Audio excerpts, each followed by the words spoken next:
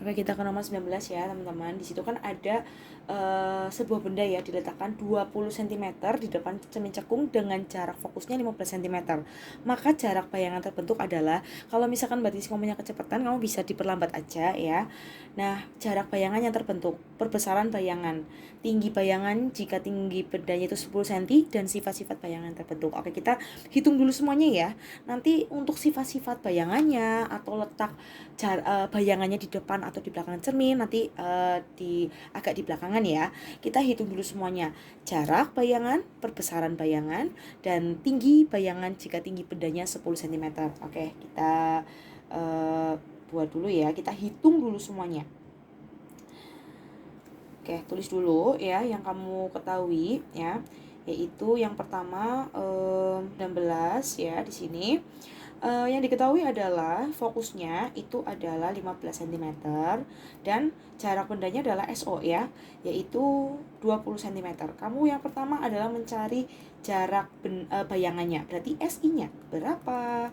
Oke, rumusnya adalah, ini udah jadi pasti ya, jadi yang kamu hafalkan itu tinggal ini aja. Ini mau diutak-atik kayak apa ya, kayak gini ya. Fokusnya itu 15, SO-nya 20, dan SI-nya itu nggak tahu berapa. Nah, ini pindah ruas ya. Jadinya SI-nya di depan, ini mundur. Jadinya berkurang ya karena pindah ruas. Oke, lalu KPK dari 15 20 adalah 60. 60 bagi 15 4 ya. 60 bagi 20 kali 1 3. Nah, tinggal 4 kurangi 3 yaitu 1 ya. Nah, untuk SI-nya adalah tinggal dibalik aja. 60 dibagi 1 sama dengan 60 cm. Nah, nanti ini letaknya di depan atau di belakang cermin nanti ya. Nah, lalu yang kedua, yang B, itu adalah mencari perbesarannya ya. Perbesaran itu M. Rumusnya itu bisa SI per SO atau tingginya, atau ya bisa juga tinggi HI per HO ya. Oke, kita lanjut. Ini rumusnya ya, diingat-ingat ya. Untuk perbesaran, karena yang udah diketahui nih, jarak pada bendanya itu 20, jarak bayangannya 60. Kamu bisa mencari perbesarannya langsung ya. Dengan cara apa? Dengan cara yang ini nih ya, SI per SO. Diingat-ingat ya, perbesaran itu SI per SO. Atau jarak bayangan dibagi sama jarak pada bendanya. Berarti perbesarannya adalah 60 bagi 20, yaitu 3. Itu perbesarannya. Nah, yang C itu adalah tingginya. Nah, diketahui tinggi awalnya atau tinggi bendanya itu adalah 10 cm. Nah, mintanya tinggi bayangannya berapa? Nah, kalau ini kamu bisa cari dengan rumus yang ini juga nih. Perbesaran itu kan bisa dicari dengan H1 per HO, ya kan? Perbesarannya udah ketemu nih 3. HI-nya nggak tahu berapa. HO-nya 10. Udah pindah ruas. Ini kan bagi nih. Pindah jadi kali. Jadi 3 kali 10 sama dengan HI. Berarti 30 sama dengan HI. Berarti tinggi bayangannya adalah 30 cm. Seperti itu. Lalu kita ke sifat-sifat bayangannya. Nah, ini agak ribet ya. Ya nggak ribet sih sebenarnya, kalau kamu paham, insya Allah bisa ya. Nah, untuk sifat bayangan itu sebenarnya kamu harus paham tentang letak-letak ini ya.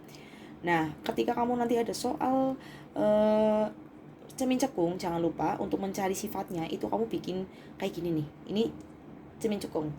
Terus kamu bagi jadi 2 kayak gini nih. Nah, apa sih yang dibagi 2 ini? Yang pertama, ini titik pertama adalah fokus, dan ini adalah jari-jari kelengkungan ya. Nah, jari-jari kelengkungan itu sebenarnya ukurannya adalah 2 kalinya dari fokus ya. Itu jari-jari kelengkungan. Nah, di sini ketika sudah terbagi-bagi seperti ini akan membentuk beberapa ruangan. Ini ruangan 1, ini ruangan 2, ini ruangan 3, dan ini ruangan 4 ya. Nah, ruangan-ruangan ini akan memberikan sifat-sifat bayangannya. Jadi ruangan 1, 2, dan 3 atau dia di depan cermin, ini depan cermin ya, sini ya. Itu dia memiliki sifat yaitu maya tegak ya. Ini udah rumusnya. Kalau maya ketemunya mesti tegak. Dan kalau nyata itu akan terbalik. Nah, ya, seperti itu. Ingat-ingat ya. Nah, terus gimana menentukan sifatnya? Terus letaknya di depan atau di belakang cermin? Oke, lihatnya dari sini ya. Fokusnya itu 15 ya. Dan jarak bandanya itu adalah 20 cm. Berarti di depan cermin ya. Berarti logikanya adalah kalau jarak bendanya 20, berarti kan dia di belakangnya fokus. Berarti di sini nih. 20 cm, ya kan? Wong 15 di sini, berarti kan 20 cm di sini, ya. Karena mulainya kan ini kan 0 dari sini nih. Ke sini 15. Berarti 20 cm di belakangnya, ya. Berarti bendanya itu ada di ruang 2. Nah, seperti itu. Nah, terus ini 60 cm kan, jarak bayangannya itu 60 cm. Ini letaknya di mana ini? Di ruangan 2 kah? Maaf, di ruangan 1 kah? 3 atau 4? Nah, rumusnya adalah untuk mencari di mana ruangannya. Jadi, rumusnya ruangan itu 5 sama dengan R benda ditambah R bayangan. Ini udah rumusnya ya. Jadi R benda tambah R bayangan itu hasilnya 5. Ya, ruangan benda tambah ruangan bayangan itu 5. Itu rumusnya. Lah, kalau dia di ruangan 2, bendanya itu di ruangan 2, ya, R bendanya itu ada di 2, berarti R bayangannya berapa? Ruang bayangan berapa? Nah, tinggal dipindah ruas. Ini 5 kurangi 2 sama dengan 3. Berarti ruangan bayangannya itu ada di ruang bayangan 3. Nah, berarti di sini nih 60 cm di sini ya. Bayangannya ada di ruangan 3. Ya mungkin di sini 60 cm ya. Ini bayangannya di ruangan 3 ya. Berarti kalau ruangan 3 sifatnya adalah maya dan tegak, maya tegak. Terus di depan cermin apa di belakang cermin? Kan di sininya, berarti di depan cermin. Seperti itu. Nah, itu sifatnya. Dipahamin ya, ini karena kemungkinan keluar.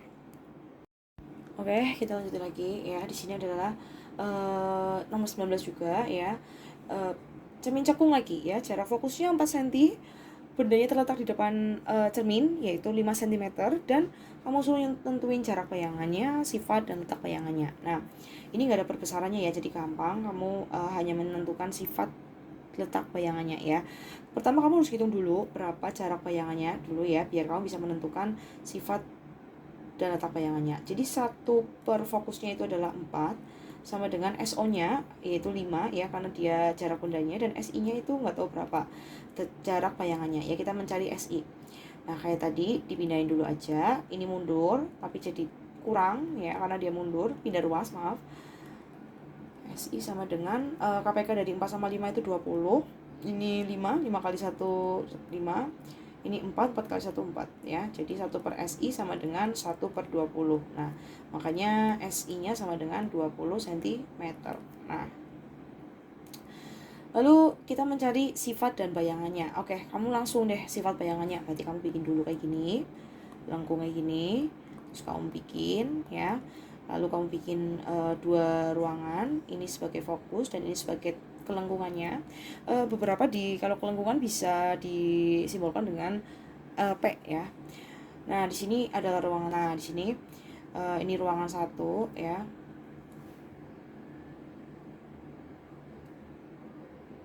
Nah, ini ruangan 1 ya. Ini ruangan 2. Ini ruangan 3 ya. Dan ini ruangan 4. Nah, gimana caranya? Ingat di sini kalau yang depan cermin itu adalah maya tegak, kalau R4 di belakang cermin adalah nyata terbalik ya. Ini tegak ya. Nah, lalu gimana cara kita masukinnya ke dalam angka-angka ini? Dilihat ya, fokusnya itu 4. Berarti sini 4 cm ya. Nah, letaknya bendanya itu 5 cm. Otomatis dia logikanya ini kan dari sini ke sini 4 cm. Berarti kalau dia 5 cm ya di belakangnya dong. Berarti masuknya di ruangan 2. Itu SO-nya ya, atau bendanya di ruangan 2. Lah, sama lagi kayak tadi. Nah, kalau di ruangan 2 berarti bayangannya di ruangan berapa? Ya kayak tadi ya. Berarti 5 sama dengan R bayangan ditambah R benda ya. Lah, R bayangannya kan kita nggak tahu berapa ya. Bendanya itu ada di ruangan 2. Berarti R bayangannya sama dengan 5 kurangi 2. Berarti R bayangannya di 3. Berarti di sini. Ya udah.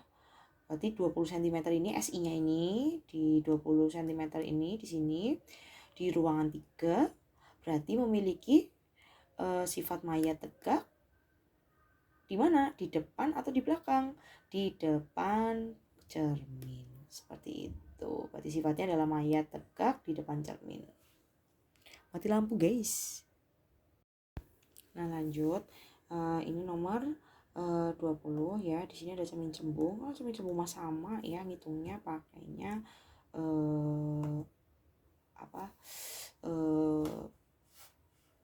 pakai 1/F ya, sama dengan 1/SO ditambah 1/SI.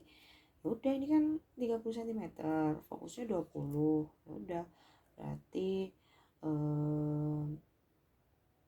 fokusnya 20, SO-nya 30 ya.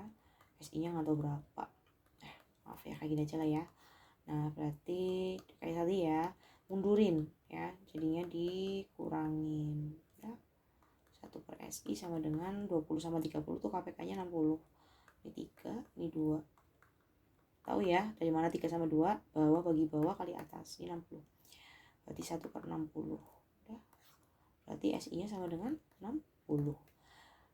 Dihasilkan bayangan dengan perbesaran. Nah, ini perbesarannya ya. Jadi kamu suruh mencari SI-nya dulu untuk ujung-ujungnya untuk mencari perbesaran. Kayak tadi ya, perbesaran rumusnya adalah SI per SO atau jarak bayangan dibagi sama jarak benda. Jarak bayangannya 60, jarak sebenarnya adalah jarak bendanya itu adalah 30. Maka perbesarannya adalah 2. Gitu. Nah, lanjut ya. Ini nomor 23 kalau nggak salah ya. Mbak bahasnya itu yang perhitungan dulu ya. Untuk yang lain-lain kamu bisa cari di LKS atau di internet. Jadi itu sebenarnya ada semua di LKS ya. Nah, untuk yang kayak gini kan ini agak susah ya. Maksudnya gimana sih penjelasannya? Nah, ini perlu kamu ketahui ya. Kemungkinan juga kayak gini bakal keluar karena di LKS juga ada materinya dan di kisi-kisi juga ada. Semoga aja sih keluar ya. Makanya kamu udah bisa. A. Penyebab orang penderita miopi atau rabun jauh ya. Bisa dengan karena melihat terlalu dekat, benda-benda yang terlalu dekat ya. Dan ini biasanya terlalu banyak cahaya yang masuk sehingga dia menyebabkan elastisitas dari lensa itu mengendur ya dan terjadi rabun jauh ya pada mata. Nah, itu biasanya sih penyebab utamanya adalah karena dia sering melihat benda-benda terlalu dekat ya, sehingga titik jauhnya itu semakin dekat ya, nggak bisa lihat jauh kan. Miopi itu kan berarti kan min ya. Nah, itu tadi aku udah bilang ya, minen ya. Fokusnya itu minus nanti ya.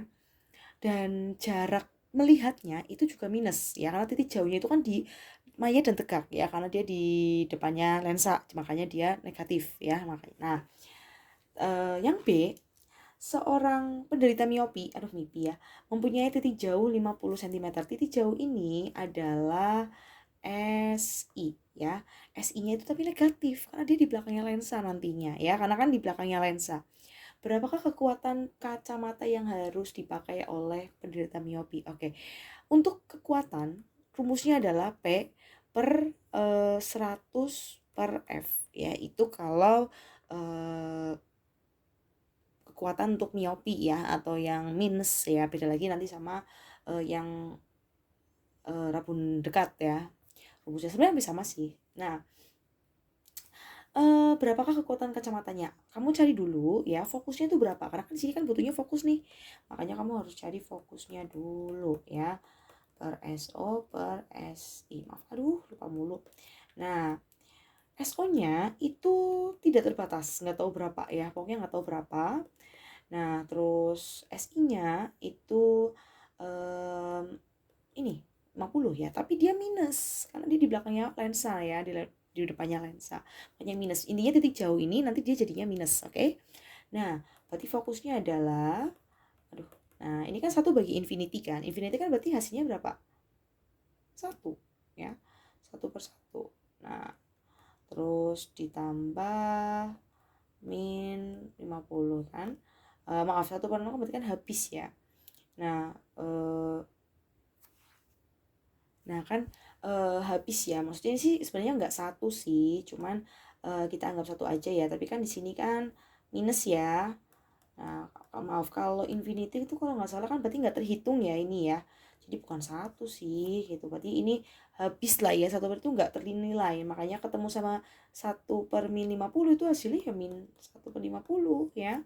Nah, berarti hasilnya itu sama dengan 1/min 50. Nah, berarti F-nya sama dengan min 50. Nah, kalau kamu sudah ketemu sama fokusnya, tinggal kamu cari kekuatan kacamatanya.